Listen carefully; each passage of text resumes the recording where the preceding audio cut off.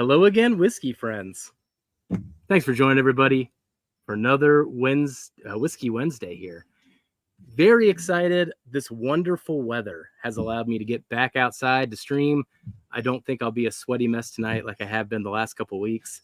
Hopefully everybody in chat had a fantastic Labor Day weekend.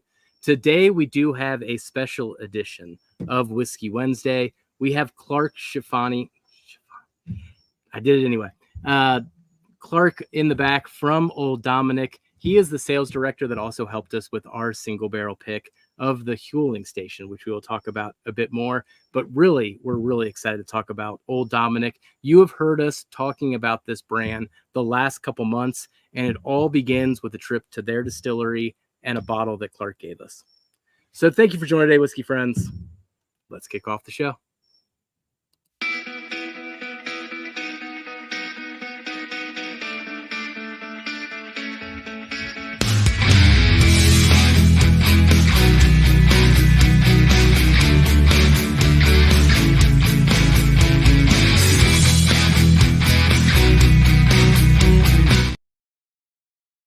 All right. Well, first, let's bring on Darrell. Darrell, I think the people need to know where the Old Dominick cask strength currently fits in your top 10 of the year. I can't give it an exact, but I know it's top 10 for sure. It scored an 88.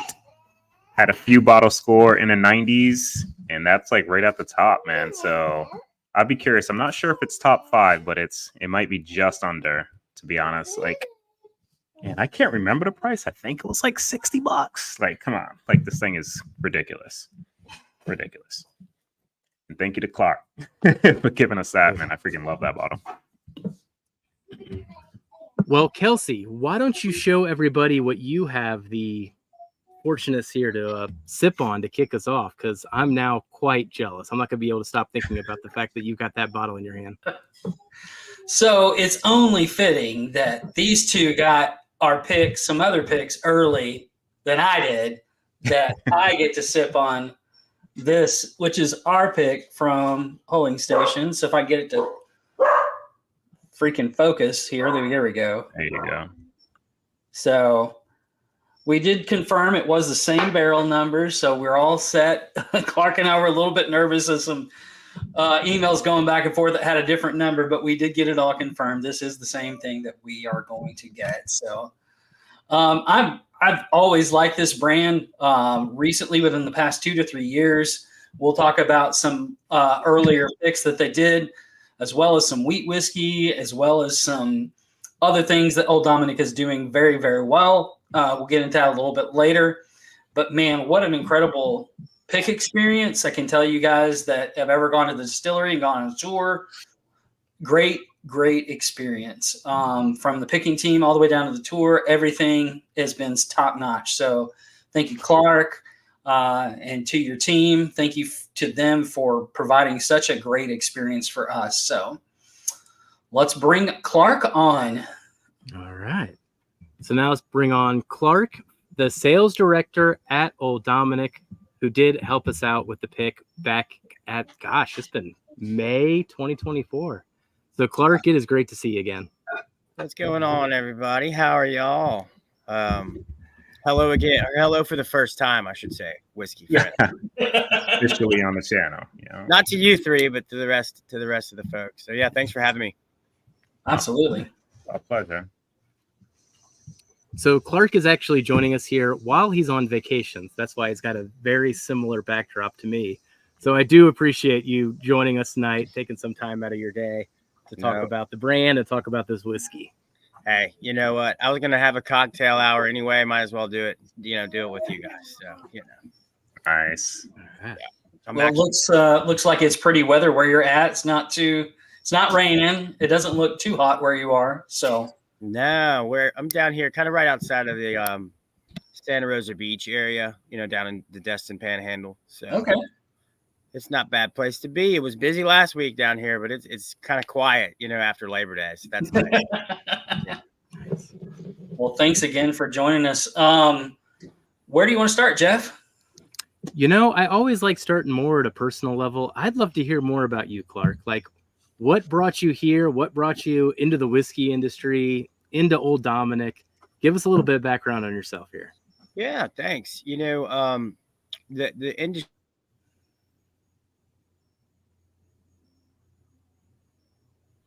Uh-oh.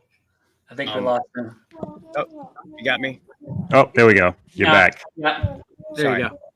The industry is just fun, being able to connect with people on all tiers of the industry, whether it's, consumers, whether it's retail people, whether it's bartenders, servers, distributors, you name it. So I got into the business kind of working at every level of the hospitality industry, for lack of a better term. And then I jumped on with Old Dominick, the family that started Old Dominick. They're currently the 5th generation owners, the Canales. I jumped on with them right as the brand was kind of being built. I was lucky enough to get in on the ground floor, along with our former master distiller, Alex Castle. And so her and I, and a couple of others that are still with the brand today, it was really fun for us to kind of get in there and kind of help build it alongside the ownership group, basically since 20, which is great. Prior to that, the brand itself, Old Dominick, was around pre-Prohibition down in Memphis. Of course, it fell dormant during the Prohibition, but the current 5th generation ownership group, 2 cousins named Chris and Alex Canale, they were kind of looking around in 2008, 2009, and kind of trying to see what the next legacy for the family company could be. And so there was this brand sitting dormant, kind of untouched since Prohibition, that they really just kind of, they looked around, they saw all the signs pointing them in the direction to bring it back. So with that became breaking ground on a production facility. We, looked and tons of different branding agencies, started laying down some whiskey, which we'll get to in a moment, at MGP and some other sites, kind of in preparation to go to market. So they kind of had they had some really great foresight to do everything the right way to set us up kind of where we are now as kind of a growing brand in the marketplace. But it wasn't without a lot of planning, a few missteps along the way, and good people, really. And that's kind of who they look for to hire. And that's kind of who I like to build our team around, in that same vein. So with that said, that's kind of my short background on myself and currently where we are today. And what's your distribution like today? How many states are you guys in? We're in about 17 states, some of which are big and small. We also do we also do a lot of online distribution, and we were in a substantial amount of states prior to the pandemic. And that kind of gave 2 things happen there. We were in a lot more states, covered a lot more ground. The brand might have been exposed to more people, but we weren't able to connect down to the store level and to the consumer level and to the influencer level and to all those different people that you really need to touch to have a personal element to your brand. So we kind of scaled back our footprint into more of the Midwest and the Southeast, frankly, because it's just easier to kind of connect with folks that way. But now that we have our own distillate coming on and a lot more production output, we'll probably start to add more markets over the next 3 to 5 years. And so, but we like to kind of do it slowly and methodically, if that makes sense. Yeah. Nice. And you guys, I know I always ask every distillery this. You guys have different cooperages that you use for your barrels. I know MGP uses a few different. I know that may not be a big thing for a lot of people, but it is for West whiskey nerds as far as what brands you're using and what kind of if you're doing any type of different type of staves, if you're doing infrared, if you're doing straight up char, what kind of tell the people what is your opinion about that, but also maybe what you guys have tried, what worked for you, something along those lines. So, we work exclusively with Kelvin Cooperage and Independent Stave. That is just basically a relationship piece. They've been with us since the beginning. And we've tried a few other folks, and I know there's a lot of, now there's a lot more out there, but those are kind of our workhorses, if you will. They're able to kind of give us exactly what we want. It's consistent. And one kind of fun fact about that is I mentioned the ownership group, the Canales.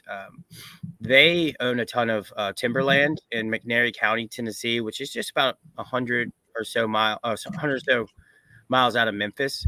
And in the when the housing market crashed around 2007, they kept getting calls from Kelvin and from Independence Dave and some other cooperages to say, hey, do you have excess lumber? Do you have excess timber? So they kind of started a relationship directly with these cooperages, kind of on the back end of the industry, which is kind of neat. And like I mentioned earlier, there were a lot of signs pointing him into this brand. But so about the first, I'm going to misquote the number here, but a few of our first 1,000 barrels are actually from timber that's cut on family property, which is very, very neat. Something that we weren't able to keep going. It was just too hard and not financially solvent there. But some of our first few barrels that we laid down are from our own timber, which is really neat. Now, the barrels themselves, we use a number 4 alligator char. Everything we've ever laid down at the distillery and at MGP has been used at number 4 char. As of late, though, we're trying to couple new char levels. We're also working with a couple different wine brands to kind of do some different, oak style, some Hungarian oak, some European oak. But those won't see the light of day for a few years. So stay tuned on that. Stay tuned on that. Nice. Seen that Paul P had a question. Let me just highlight this really quick. Yeah. How many mash bills are you currently distilling with? Not sure if you know off the top of your head, but I do, because we talk about it every day. We want to get more, but we're working on that. We currently distill 3 mash bills. So we have our mash bill number 1. We call it our low rye bourbon, or our Tennessee whiskey. It's a 75 corn, 13 rye, 12% malt. Okay, so that's the Old Dominick Tennessee whiskey. Our mash bill number 2 is what we're going to try here in just a moment. It is our high rye bourbon mash, which is a 44 rye, 52 corn, and 4% malt. So it is still a bourbon, but it is damn near a rye, and it's got all the spice and the fun elements, which you guys, alluded to. And then our third mash bill is our Old Dominick wheat whiskey.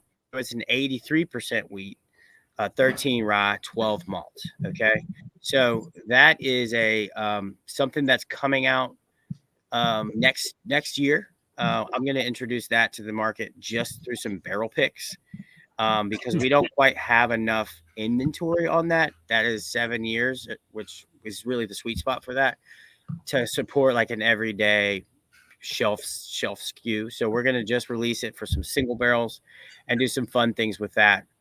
So those are the 3 mash bills, and then we're working on a bunch more, along with American single malt as well. Interesting. Ooh, okay. How long are you planning on aging the American single malt for? I don't know yet. That's going to be up to our production team. That's their project, and I don't quite know enough about how it's going to progress yet to even give you a number. But it's going to be a few years. But that's going to be a cool thing to have. I think a lot of craft distilleries are leaning in. It's just the problem is, it's going to take some time, to get it right, Yeah, I do see a lot of craft, but I also see some heritage distilleries dipping their toes into American single malts that I never thought I would see. I never thought I'd see Bullet, do an American single malt. So there's some more heritage distilleries dipping their toes into that, as well as the wheat, into the wheat whiskey. I will say your wheat whiskey is probably by far that I've tasted some of the best that I've tasted in regards to profile wise for my palate. But it's a really interesting cultivation of ingenuity, but also knowing when to release what to the market. And these next few years, as you know, are probably going to be very interesting as far as how many people are releasing what and what sits on the shelves and what actually moves. So 100%.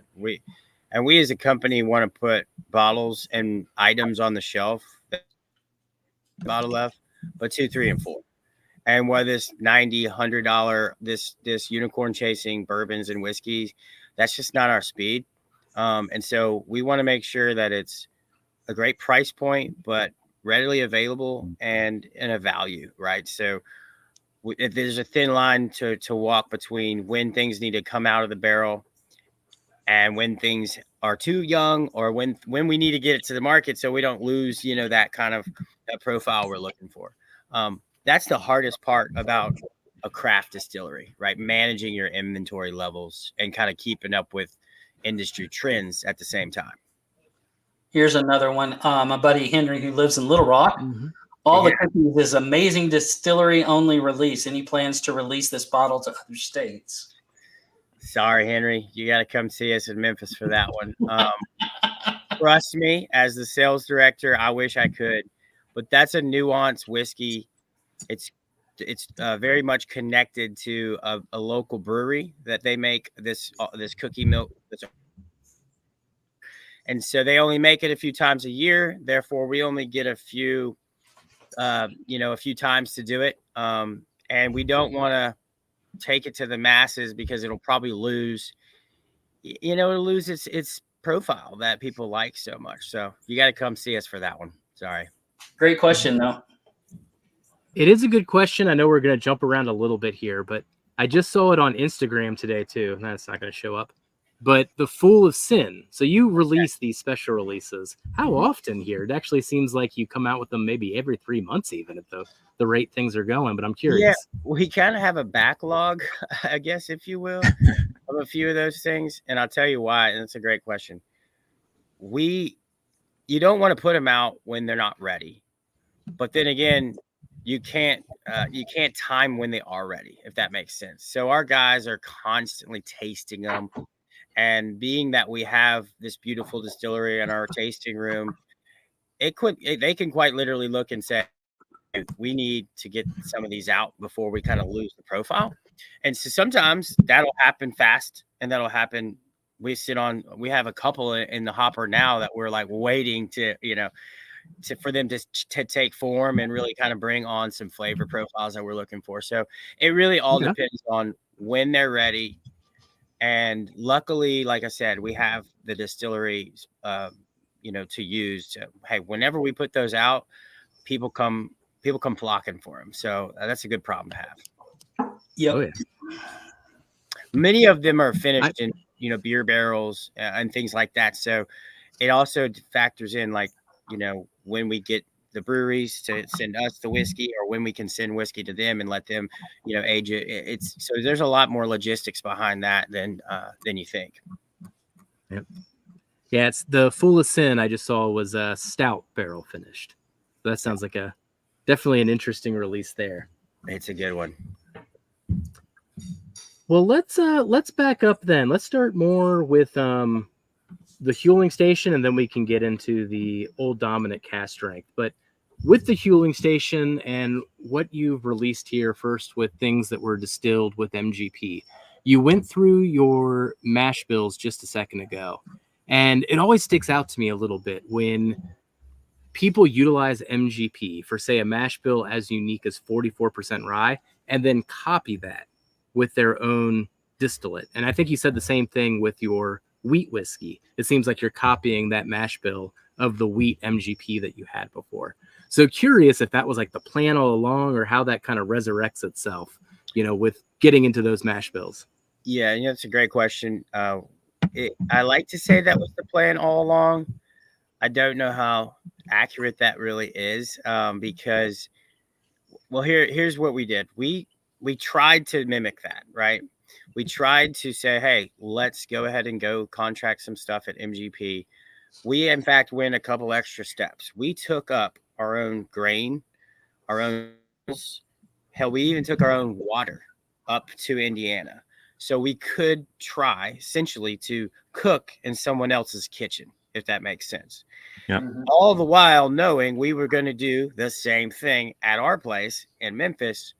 So the intent was there to make it seamlessly transition. Well, here's the reality of what happened. The aging environment in Indiana is so drastically different than the aging environment here. Well, not here, but in Memphis. Okay. And we knew that going in, but we didn't know how drastic it really would be. So what I love about these independent projects, whether they're the Huling Station or the Old Dominick estate line, is what you guys are finding out.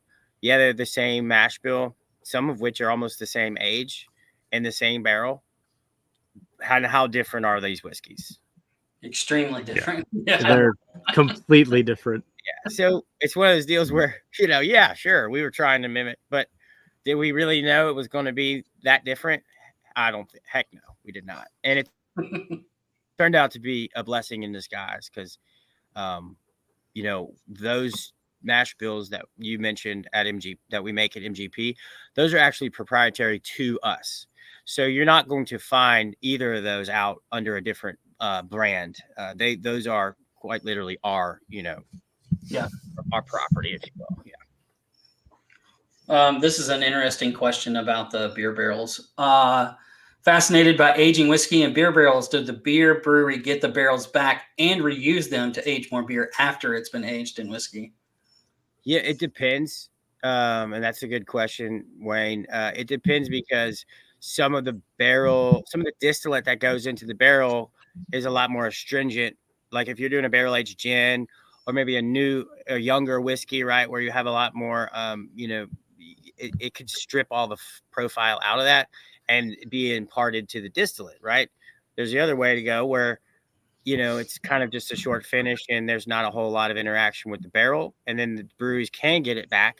In fact, partners in Memphis, Ghost River Brewery, which a lot of you guys might be familiar with, they put a beer back in it called Dom's Red River Ale. I might be butchering the name of it, but it is delicious and it is high proof. I mean, octane, and it is awesome. So it just kind of depends on that, and what's the end goal for either product, either the beer or the whiskey. Awesome. Yeah. Well, let's talk a little bit, I know, about the different types of labels. Jeff has one there that's the red label. Oh, yeah. And I have one Party that Source. is the black label. So let's talk about the difference in the labels and what people can expect or what they should be expecting when they see these two different things. All right. So the one Jeff has is what essentially you'll see from now on.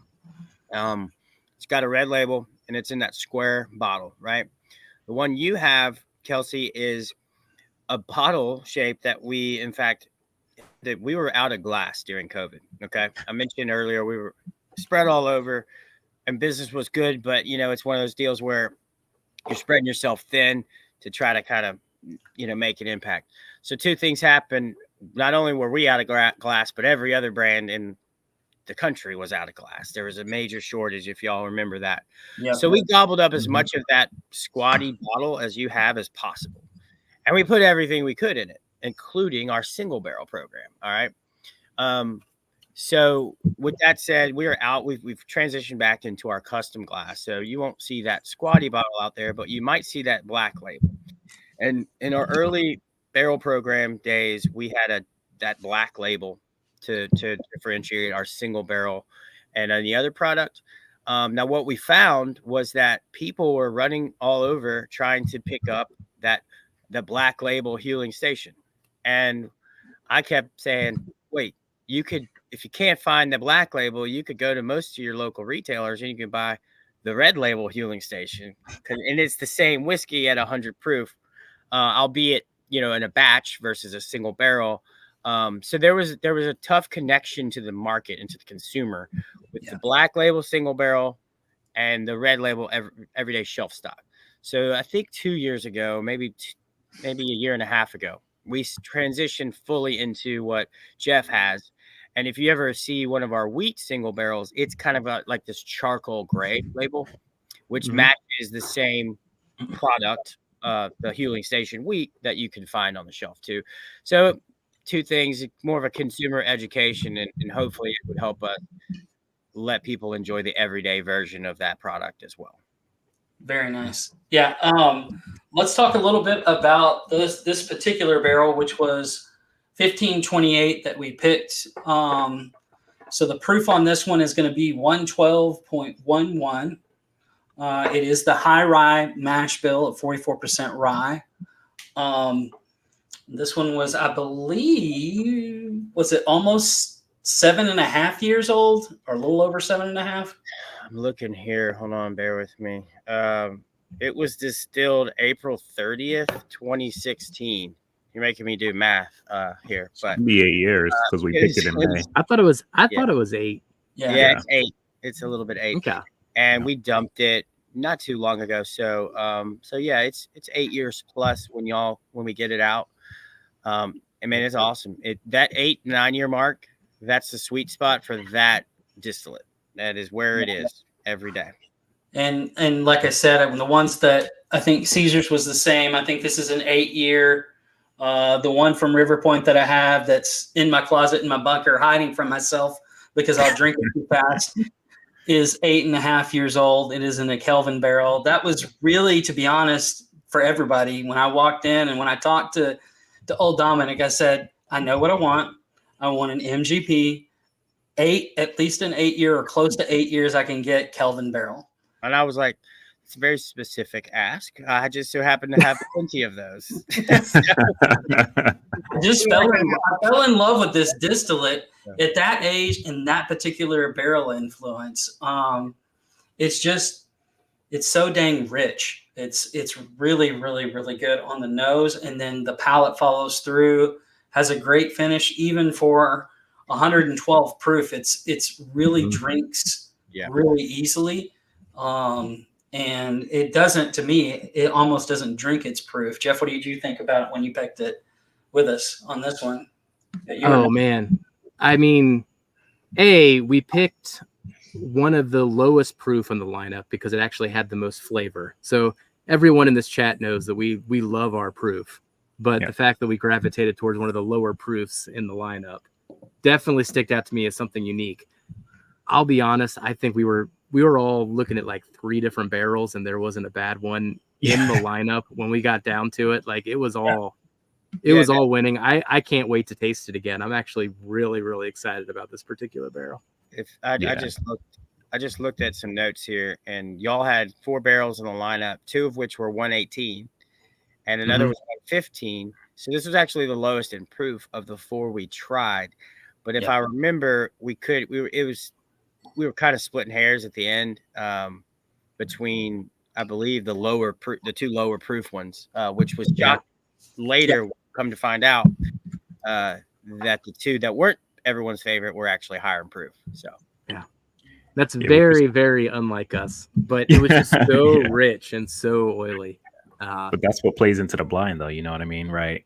Like we take proof out of there and we just taste it for what it is and pick what we truly think is best at that point. You know? Yep. Now, Clark, you don't know entirely this backstory. We just started doing picks, so this will be one of the first picks that we do come out with. We are doing a drop this Friday, and then we'll see when this one comes out here, hopefully in the next couple weeks. But we just started doing picks, and your brand was actually on our hit list from the start because of that. And it has to do with the single barrels that I got from here at Party Source in Northern Kentucky and the ones that Kelsey got at River Point. We've been passing around some Huling Stations here for, a few years now, both the wheat whiskey and the 44% rye. So that's what led to this whole relationship to begin with. You were on our short list from the start, which is so fun. But also when we get into your own distillate, now this relationship gets to continue because we're even more excited about your own distillate. Mm-hmm. I just keep pouring it and pouring it. Yeah. I wish I had y'all's pick here with me, but I know where to find it when I get back. So. There you go. Angel's chair. That's what I and here's the cool part, everybody. With also a great experience besides anything that we picked, but they did allow us to take a bottle home with us of the Cask strength. to do a review, and we did. Everybody saw that. We all three jumped on, just like we're doing right now, and just kind of did a review of it. And every single, even on site when we tasted it and we got it home, I was like, wow. Every person that tasted it when I got it back home said the same thing. I've seen this on the shelf. I didn't know it was this good. That was the theme of bringing it around to everybody that I associate with here, who's seen it on the shelf in Arkansas for a while. All of my friends, I was like, dude, taste this. It's just taste it. So the moment that I get it to taste it, they're like, wow, I need to go grab a bottle of this. I said, I know, right? I don't remember the salesman that I talked to down here when I was in there, but I think he had batch 1 and this is batch 2. Is that correct? So I was about to ask you what batch you have in front of you. 121.16 is the proof. And does yours have a batch number on the? That's what I'm looking for right now. Okay, so here's the deal. You guys, when y'all were at the distillery, we actually Richie gave you our new release. Okay, so what you guys have in your hands is our everyday cask strength mark. What you were talking about a little bit earlier, Kelsey, is we did 2 batches last fall. Okay, yeah, that's what those were also in Party Source and some of the other markets that the stream is probably coming from. So we did a batch 1 release, and it was 123, I believe. We did a batch 2, and it was 121. Now we have transitioned. Into just an everyday release, and I alluded to this earlier. As much as we love, the nuance of batches and making them special, what we're missing is giving it to you guys for $50, and you can drink it every night of the week, right? So what you guys have is going to be a readily available product. We're going to keep it around the same age, so we're pulling barrels between years and taking those to a different certain profile. So it'll taste the same every time, but you might walk into your local retailer and you might pick up a 123, and then you might come back a week or 2 later and it might be 122, 119. We're keeping it between that 119 and 123 range in proof, so it's still going to always have that punch, but it's going to be something that we can keep on the shelf at an affordable price and let everybody enjoy it all the time. Well, that's one thing that I can say that impressed me the most about the single barrel products was you were getting an 8-year-old whiskey. And I think Chase, if I remember right, I could be wrong, but I think this was priced at $50 for a single barrel. But I'm pretty sure it was either 50 or 55, but I know it was right in that range for an 8-year-old whiskey. Probably around 60, but either way, yeah. I mean, you're still talking about under $60, and that's kind of the sweet spot we want to be nowadays.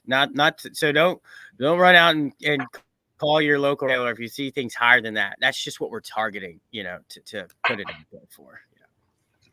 So I mean, that's the point. I mean, even of the 6-year distillate, right? You're getting 6-year-old whiskey for $50. You're still keeping it at a price point that's competitive, but it's cask strength for those that like proof. But I also want to talk about just a second, because it was one of my favorites when we were there. It was the BIB, the Bottled and Bond Tennessee whiskey. Yep. That's a great, for those people that don't necessarily like cask strength, it's a great product, and it's at a great price point as well. And I think that's kind of like you've been talking about as you're targeting, is that you want great whiskey at an affordable price. And we as the consumers obviously love that, but I think that's one of the things that was the most impressive. So shout out to Donnie and Diana with the shout out there. For those of you who don't know, they try to come to every Old Dominick event that I've ever done, and I've done a million. So shout out to my crew there. And you're right. And to that point, we try to make whiskey and try to make friends in this business. And if your stuff's $150 on the shelf, chances are somebody might buy one, but they're probably not coming back for 2. Yep. Awesome. I know we've got a little bit of time left here. We got about 25 minutes. Let's talk a little bit about some of the other products too. We'll come back to the Cask Strength in just a second. Let's talk about the other products that you guys are putting out, like the hot toddy product, which I tasted, which was freaking fantastic. What are some of the other spirits that you guys are putting out that you can let everybody know about as well? So the toddy is something fun. A lot of the folks on this stream are probably more your bourbon and whiskey enthusiasts, if you will. And so this product might not be the one you're going to play, but it is so much fun because it is a project that we made, the Old Dominick made way back when, prior to Prohibition in Memphis. It was called the Dominick Toddy. At some point, I think it might have taken on the name of Memphis Toddy or the famous Toddy. It had different names. But what it was back then was it was unaged whiskey, and Domenico Canali, our founder, was taking unaged whiskey from wherever he could get it. And you got to remember, this was back, during the time when people were doing bathtub gin. They were trying to figure out how to get drunk but not taste so bad, right? So he's taken whiskey from wherever he could. And he owned a produce business. And in that, he had fruit, he had spices, and he had all these different things.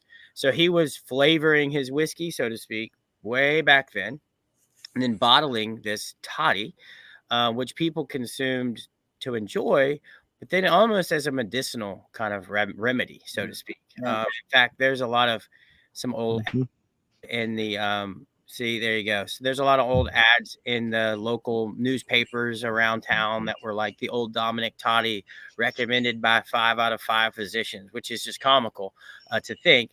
But that was a big brand back in the day. And so when we revitalized the brand, that was one of those that we had to come out with. In fact, if you come visit the distillery, and you guys have seen it, we still have one of the original bottles of toddy that was, on the market in kind of our showcase room, which is really, really cool. And the label itself, the Dominick Toddy label, it actually featured 2 roosters fighting over a shot glass. And so that specific branding has taken form into our current brand. So you'll see our mascot and everything we have. Yep, there you go. And that's Nico, Domenico the Rooster. All right. And so the name Nico and the brand, it really came to life from the original Toddy, which brand. And then not to mention we have, go ahead. Sorry, I didn't mean to cut you off. No, go ahead. Oh, no. I think you're good. I was going to say, we have tons of other spirits too. So we're well-rounded. We make a phenomenal gin. We make 2 great vodkas. We have, a whole slew of kind of R&D things. And of course our Tennessee whiskey, which we haven't spoke to yet, but it is just phenomenal. We have 2 different versions. We have our 85 proof, the bottled and bond that you mentioned. And then of course we have some single barrels out of that too. Being in Tennessee, you got to make Tennessee whiskey. We just make a little bit different in Memphis. Ours is a lot more akin to, really a bourbon than, your more sweet, and nothing wrong with being Jack Daniels or George Dickel, because we owe a lot to them even being where we are. But what I mean by that is it has a lot more of a nuance and a lot more flavor to it than your, everyday Tennessee whiskey that you see on the market. Yeah, I just wanted to highlight that because I was really super impressed with the toddy. I try to make my own, like I said, when it's cold and when it's a little bit, cold outside if I don't feel good. But man, tasting that just straight out of the bottle, holy cow. I was super uber impressed with that product, and it's readily available where I am. And if you guys are in their distribution, you should be able to get it. If you've got some of their other stuff, it's worth going to your spirits manager and saying, hey, do you have this? If not, why don't you? Because it's really good. Let's go back to the Cask Strength Darrell. I didn't get to get your thoughts. I know you've been drinking it for a while, but tell us about your first impressions. Because Darrell, I will say this, Darrell and Jeff both are how do I say this nicely? They're MGP snobs to a certain degree, but they've drank lots of MGP. So for them to taste what we picked and then taste this and have the response that Darrell is going to tell you about is pretty impressive. Yeah, like I can talk all day about this thing, to be honest. Like when we were doing our pick, we tasted through our pick. I believe we chose our pick, then we got to try this. Mm-hmm. And I was like, I kind of want to bottle that as the pick. Like it was like it competed with our pick. Like granted, it is higher proof, but like flavors, everything about it, I really, really, really like. And I keep pouring it now, being I don't really have many of the brand's products, unfortunately, but this is a very good one to have. But yeah, like we tried it then, and I was just like, holy crap, because I was. Like Jeff mentioned earlier, like behind the scenes, like I was a little skeptical, right? Because we love MGP. We know they put out some good stuff. Then for this to be basically the same mash bill, but your own distillate, like I didn't know what to think. None of us did, right? Like it was our first time trying it.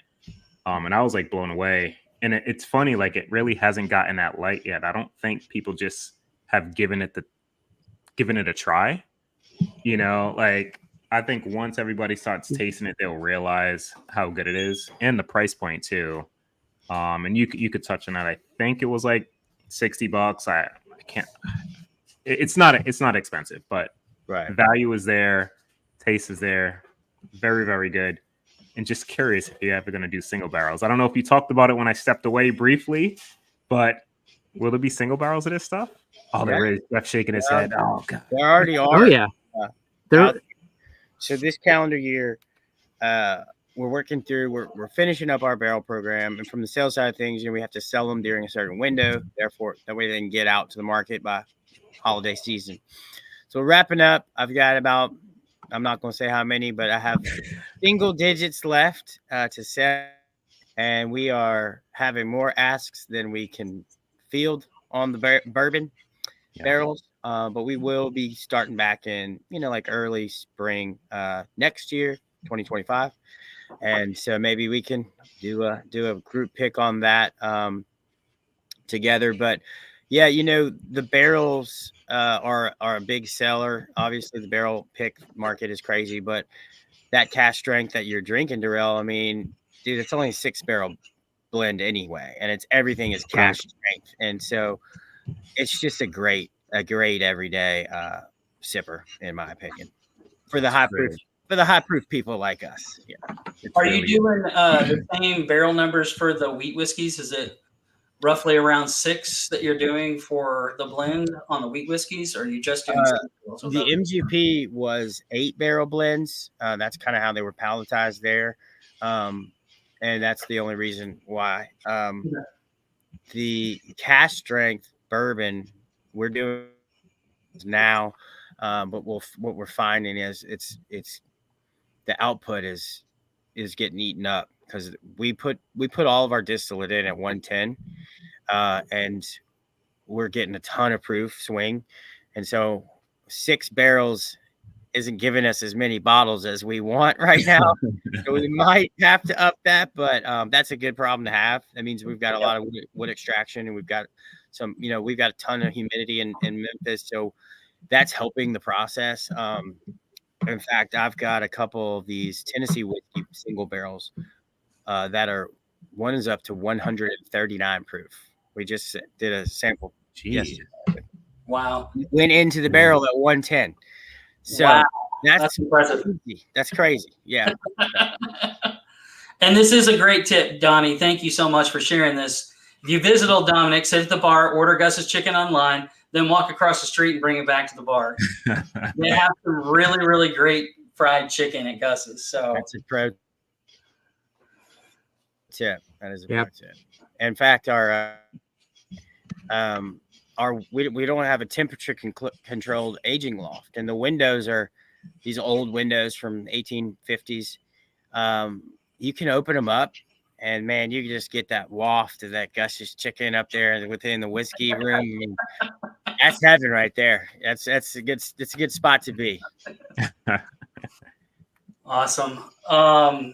Well, I know we got about 15 minutes left. Ask the chat if you guys have any other questions. But Jeff, did you have anything else that you wanted to highlight as far as or ask before? One thing I'm always curious about, and I know it's a hard question to ask with a new brand, especially trying to get production where it's going. But right now, the cask strength is 6 years. I mean, is there plan for 8 years, 10 years? Like, where do we go? Where do we go, and when do we get there? Man, I don't know if I want to share all those. But if you're allowed to, how many people are? There's only 56 people watching. You're safe. You're safe. Yeah. So we have 2 or 3 killer releases planned for next year, and one of them is going to be an 8-year age-stated bourbon, Old Dominick bourbon. Nice. Sorry, Tennessee, age-stated Tennessee. We're going to have a lot more of the bourbon barrel picks. We're actually going to have a 10-year Huling Station high rye coming out next year, which will be phenomenal. Then I'm going to leave it at that. But we do have plans for some new everyday marks next year, all of which are kind of in pace with our inventory range. But for, once again, affordable prices, of readily available spirits and, just solid stuff. So we're not going to kill. We've tried to keep the right amount of our older inventory held back for future products. But, hey, when it's ready, we want to get it out there. And so that's just really, it's just a game of managing that different inventories and vintages we've got. Clark, what is the price point on this cask strength? I know I thought it was around like that 60 range, but for everybody in chat, like what is that price? What is it going to be? Oh, the cask strength? Yeah, the cask strength. Yeah. It's $49.99. Oh, kind of the sweet spot. The barrels are $60. Cheaper than I said. Single barrels are around $60. Yeah. Okay. Even $49. Like, I mean, imagine that. It's just you can't go wrong with that. It's just fun there. Yeah. Oh my God. So Kelsey hit this off right at the start. I figured we would get some questions like this as we went through the conversation. But whenever we have these type of things, it's always people wondering if and when it'll get to their area. So Mr. Great Shot here is wondering about Texas. All right. Good question. Just shipped a shitload to Texas. So go out there and buy it. Go out there to your goody and your specs and all those. Hit them up. Say, hey, we want Old Dominick. And Texas is we just relaunched back in Texas about a month ago. So give it some time, but also, hey, do me a favor and go knock down the doors and ask for it from a handful of retailers. And then of course, online is a big piece of our business right now. So anybody in the chat can go online and buy any of these products that we're talking about online. The Cask, the Bonded, the Tennessee Whiskey, the Toddy, Huling Station Red Label, vodka and gin, and maybe the Honey Bell. But you can go on our website and purchase it. Now, wherever you are, there's different laws, as everyone knows.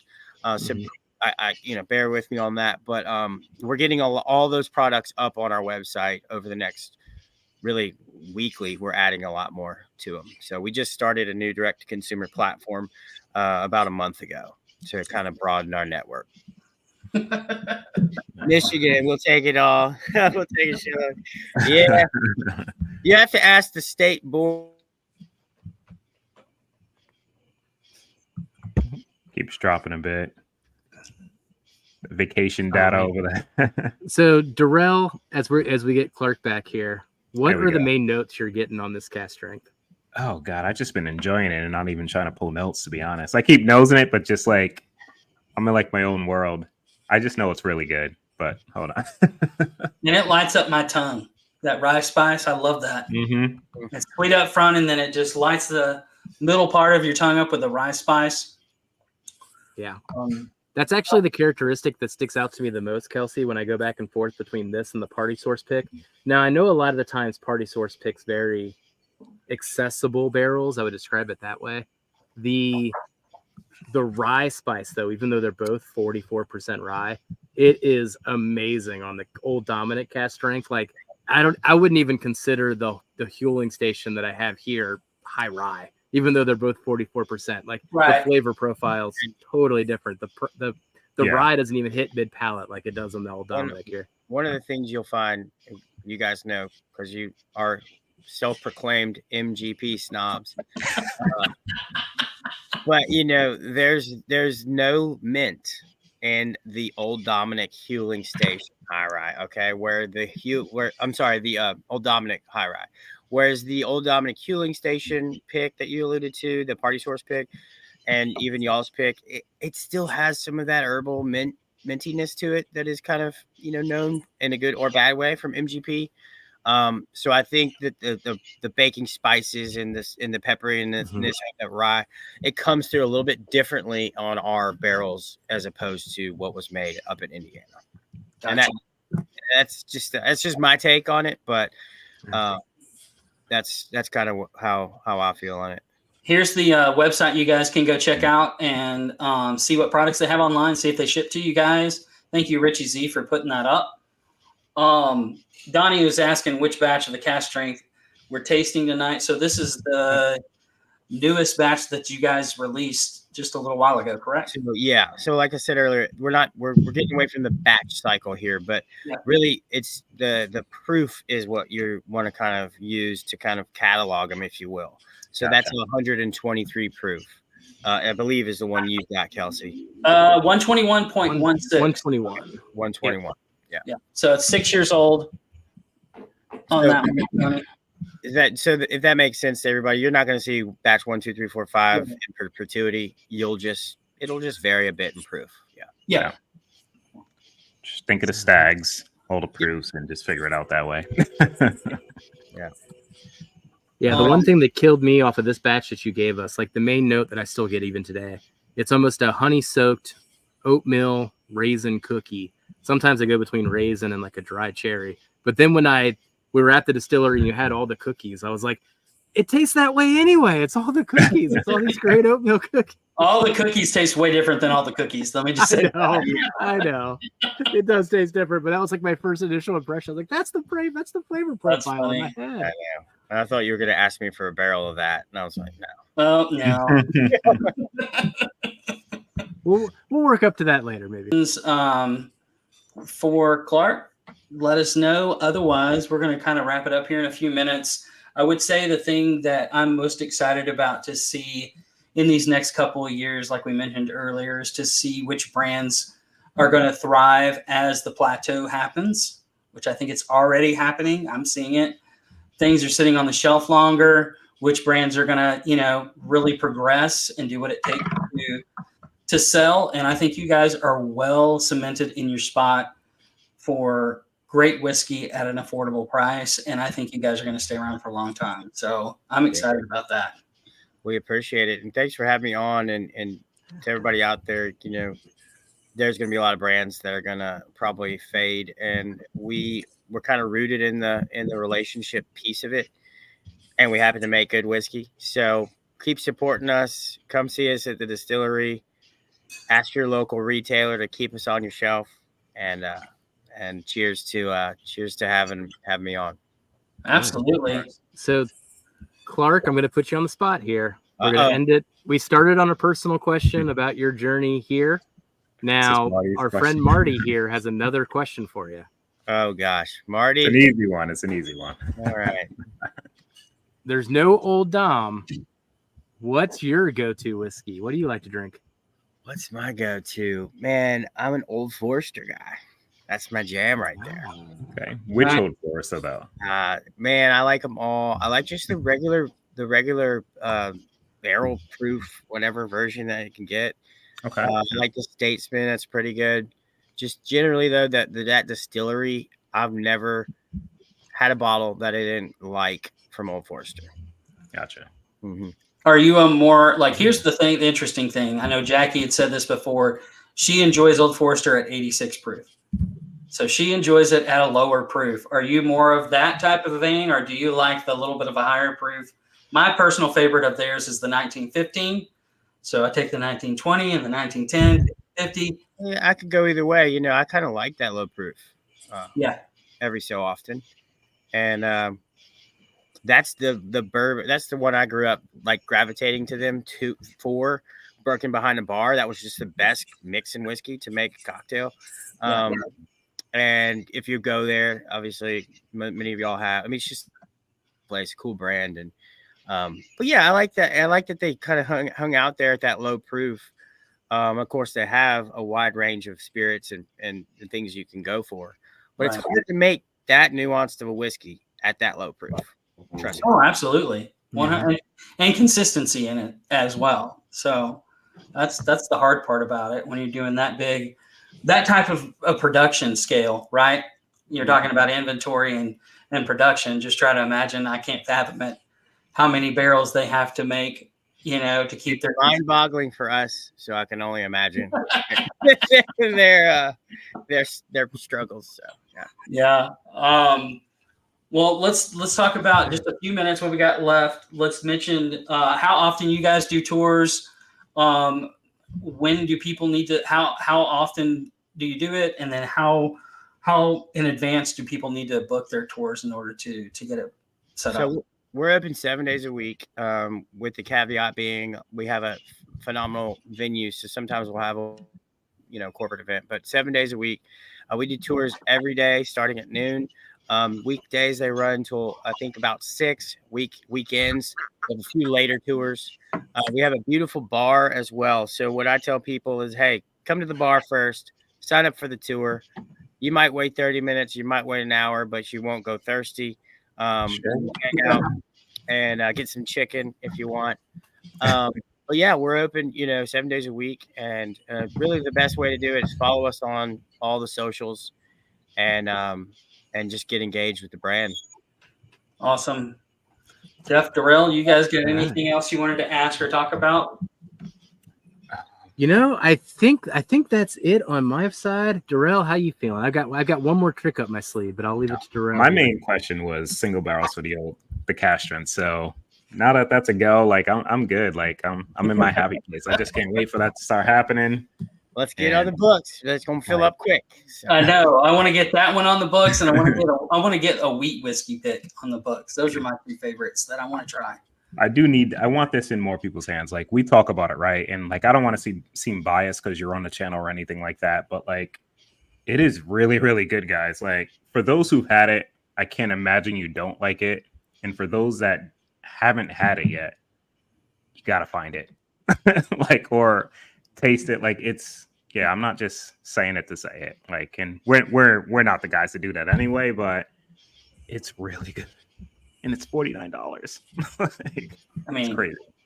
If you're looking for great whiskey at an affordable price, this is what you want to pick up, especially the Cask drink for me. Like it fits my palate great. I love the BIB. Like I said, either one of those are great products. And if you are not a bourbon drinker or your wife's not a bourbon drinker, go get the toddy. Heck, that thing, you could just pour a glass of it and drink it. I mean, it is so good. You don't have to be a bourbon lover to enjoy that. So, Clark, thank you guys so much for the awesome experience that we had there when we were there. Thank you for coming on tonight on your vacation of all things. I know. Right? We really appreciate your time and hospitality. Jeff, anything you want to add? No, I think that's it. Everybody, thank you. There's 50 people still in here. So go check out Jason's channel next. He's going live here at 9:00. So go check out the Mash and Drum. But in the spirit of the Mash and Drum, I am going to do a first, and I am going to blend the Huling Station and the Cask drink together. And let's see how these two 44% rise play with each other. Maybe the base of my blend-again submission might be the Old Dominick. We'll see. I got to think about that. There you go. And that's a legal submission, too. I got to work on mine. So, Clark, thank you again so much for joining us tonight. Thank you for everyone in chat, but it is time to say goodbye, and we'll catch you right here on the next Whiskey Wednesday. Cheers, everybody. Cheers, everybody. Jeff, just be friends with me, but you have these whiskey friends, and you say hello again. Oh, Jeffrey, you should just be friends with. Wait, stop the press. This blend is really, really, really good. Jeff, just be friends with me. But you have these whiskey friends, and you say hello again. Oh, Jeffrey, you should just be friends with me. But you have these whiskey friends, and you say hello again. Oh, Jeffrey, you should just be friends with me. But you have these